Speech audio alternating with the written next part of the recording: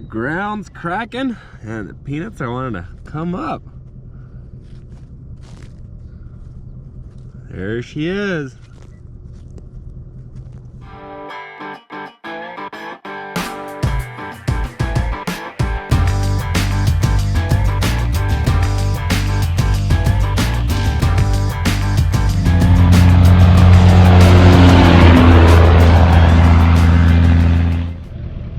Well, a little crop update for you guys. Peanuts are looking good. They're starting to come up out of the ground. It's been a little over a week now. I give it a few more days and we'll start seeing little green rows across the field. That's exciting. I love it. We're on the last field of peanuts for today. So this was not one of the first fields. This was like the fourth or fifth field that we planted. So the first field, I think they're already coming up out of the ground. So by the time we finish the last field of peanuts, then the first field is finally coming up out of the ground. So we knocked out peanuts pretty good, but we're on the last field of peanuts for today. That's very exciting. I'm hoping everything goes good and we can finish everything today. It's on the agenda anyway.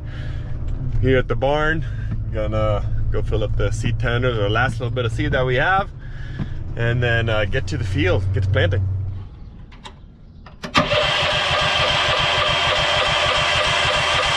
Come on, don't back over anything. You serious?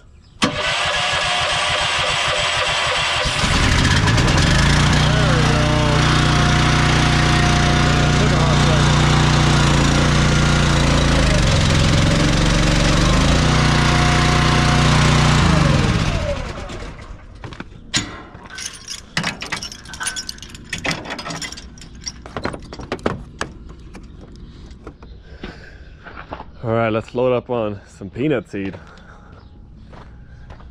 Whoa, this makes us look like we're not hay farmers. Look at all these broken tines from a rake. Yikes, looks like they've been replacing a lot of them. Almost starting to make us look like hay farmers, and we're not. Got the last little bit of peanut seed here in the barn. We should be able to fit all of it into the seed tenders pretty easily. One seed tender has still about 6,000 pounds in it, so 3 bags.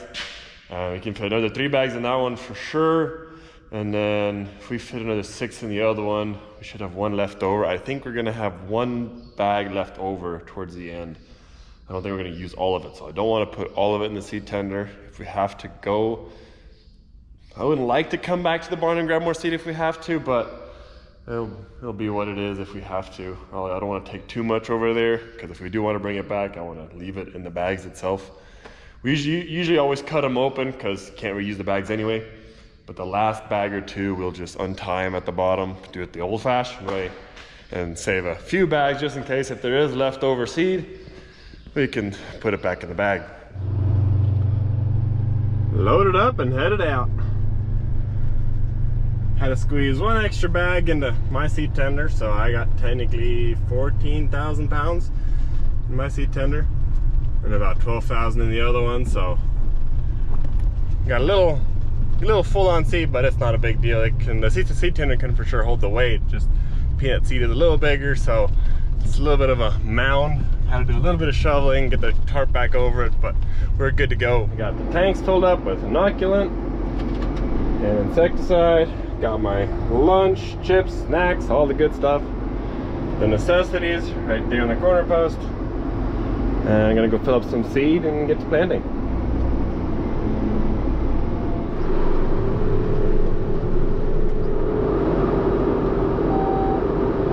And y'all guys know the drill. Gotta prime it. And also my liquid.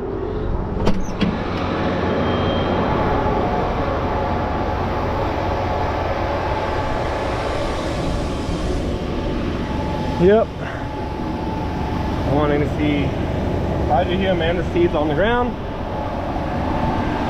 And liquid's flowing. Looks like liquid's flowing out of all of them. Yep, we're good to go. we're gonna plant the last 230 acres.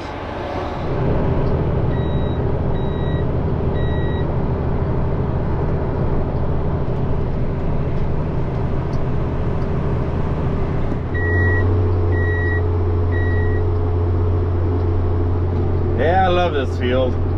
It's nice having mile-long rounds, but one downside to that, with now planting runners, and on the previous field we were able to do 3 rounds before having to fill up. On this full section, on this field right here, we would be able to make 1 full round and then make it back.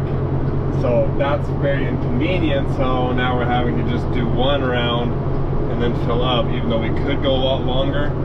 It is just not practical and not ideal because of how far away the seed tenders are, and having to drive that far. If you plant all the way back to that side and having to drive a mile back empty, that's just inefficient. So having to fill up quite a few more times than normal, but it is what it is. It's nothing you can do about it, unless if you were to have a guy here, or 2 guys actually constantly, 1 seed tender on that side and 1 on this side, constantly moving with. But then again, you're losing productivity there due to having 2 extra guys. So you get what you can get. And wherever you got here, I noticed the pivot was still a little bit too far onto the peanut side, and so this pivot is supposed to move further that way, but it just got an alignment fault. So my dad's over there, he's gonna fix the pivot. I'm pretty sure with some of the old motors that are on this pivot, I'm pretty sure it's just a motor that's rusted. It just got stuck, so you just gotta take off the motor, kind of get some sandpaper, kind of file it down, smooth it out, get all the rust off, slap it back on, and it'll get good to go again. Pretty sure that's just what it is, so it shouldn't take him more than 30 minutes to get that pivot out of the way. 30 minutes to an hour. There's a motor out, then then there's a lot more issues. But shouldn't take him that long to fix it. We can continue on the rest of the field later when he gets his pivot moved out of the way. We'll finish planting this last pass right to the left of me.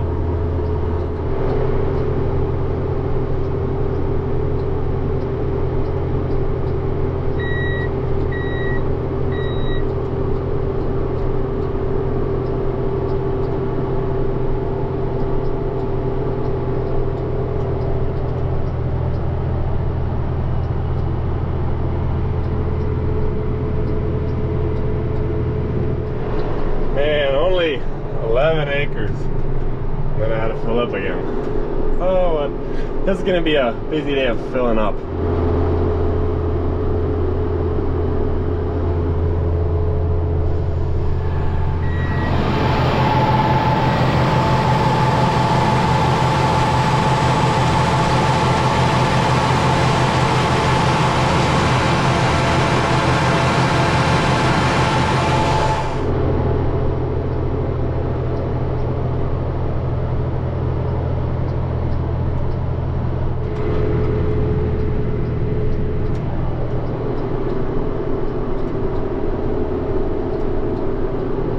Hope I don't hit any hoses. Oh, barely missed all of them. That's about as close as what I'm gonna get.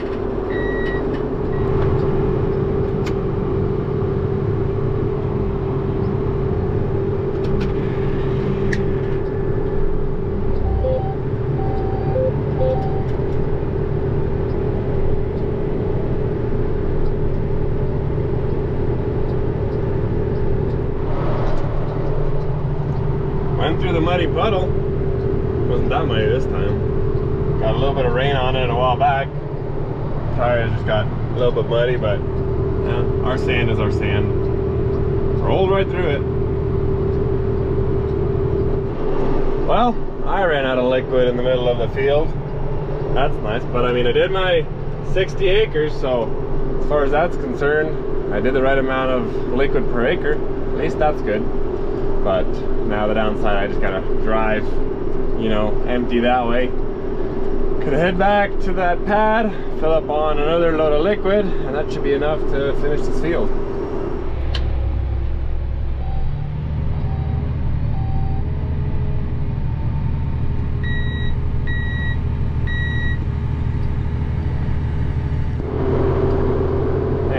these next 2 or 3 passes, they always get very lucky because there's 3 wells all in a line right here.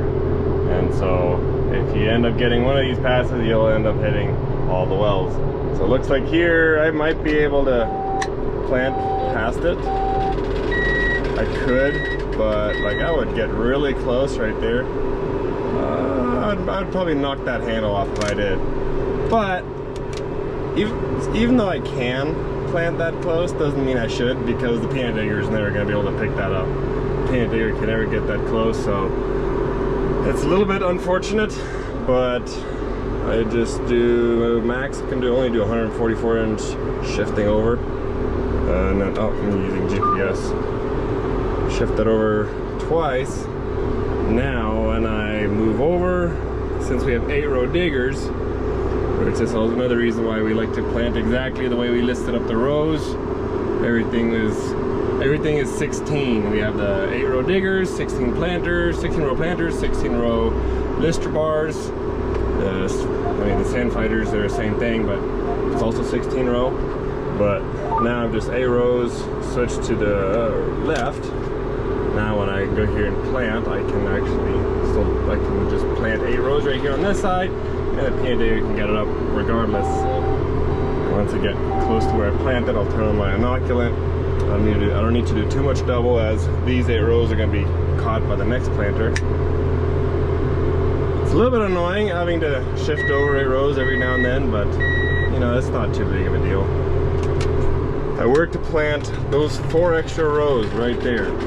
That would not benefit me that much because we do have one 6-row digger, and the odds of the 6-row digger getting the well passes, we usually, when it comes to it, we usually just let the 8-row diggers get those areas. But if that little bit of peanuts, that's not that big of a deal.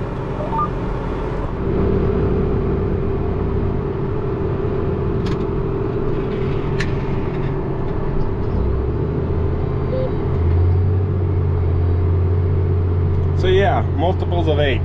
That's how we like to keep it with peanuts. But with cotton, it doesn't really matter. It doesn't really matter that much.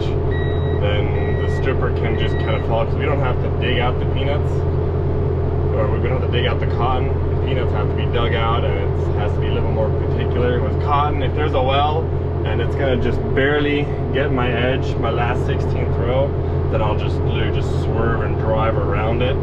And then when the stripper comes, you know, they can follow it just fine, so that it's not a big deal. But with peanuts, it's a little bit more picky. We are nearing the end. And of course, when we get close to the end, what's the drill? You guessed it, a planter has to break down. It wouldn't be the end if a planter didn't break down. So yes, the planter broke down and is over there, close to the trucks, getting them fixed. Disc bearing went out, so luckily enough we ran out of disc bearings. I put the last one on my planter today morning, so the old disc that I had, we always just have an extra disc. We just swap out the bearing every time one goes out, and then we keep that disc on the back of someone's truck for a spare. And the one that I replaced was just wobbly. It wasn't actually stuck or anything, so he's gonna go slap that one on his, because his completely stopped moving. And now he'll just have a loose wobbly one. So we'll see if he'll be able to finish the next, what does he have to do? Another 40 acres? Give or take? No, 30 acres. He has to do about 30 acres. I'm up to about 30 acres. So let's see if he can finish this field with minimal conditions on his planter. Man, the last day of planting peanuts seems to just start off strong, and then it's like on the verge of failure the entire time. Everything is, they're not going wrong yet, but it's like it's right there, like it's about to go wrong. The other planter's now fixed, that one's back in the field, and this tractor has just hit its limit now too. So I got oil change due. All right, well, I mean, yeah, that's fine. Also, the timer went off. The fuel filters need to be changed, and the hydraulic filters. So all that happened all at the same time, which is weird. I guess it timed out perfectly like that. We just have a little service interval in there, reminder, and we'll just reminds us after so many hours that we need to replace it. I guess it just happened to be perfectly that time. And then not to mention, what am I low on? Yeah, you guessed it, low on fuel. Earlier it said I got 2 hours remaining, so hopefully I don't think it should take us another 2 hours, but I might be running on fumes by the time we're done. Let's just say that. Nearing the end. I got maybe one pass left, and the rest will have to be done by the other planter. Depending on how much liquid I have. I already did turn up my rate because I knew that this field was a little bit smaller than 240 acres. And since we always fill up for 60 acres, it comes out to we'll have a little bit extra liquid. So for that reason, I already turned up my liquid, but I still think I might have a little extra. When I'm looking at it, yeah, I might still have a little extra. So I think this last pass has turned up a little bit more. I think that'll be good right there. And then I'll just pour out the rest on the field. Well, not pour out, but like just with the planter, put the rest out on the field. Since, you know, it doesn't help anything keeping it in the tank in the front, since for cotton, you know, you don't use peanut inoculant for cotton. So whatever I've left over, I'll just, you know, drive across the field again, turn it on, and then just put it out on the field, whatever's left over. Hopefully I don't have too much seed left over in my boxes. Since we are switching over to cotton after this, I'm gonna need to empty out my boxes and put different seed plates in there. So hopefully it all works out good towards the end. Well, that's the last of the peanuts planted. It's good to finally be done. Now just on to cotton, which that usually goes by a lot quicker. You can cover a lot more acres in a day since you don't have to fill up not near as often. And that's it for 2025 peanuts. Thanks for watching, everyone. I'll see y'all guys during cotton season.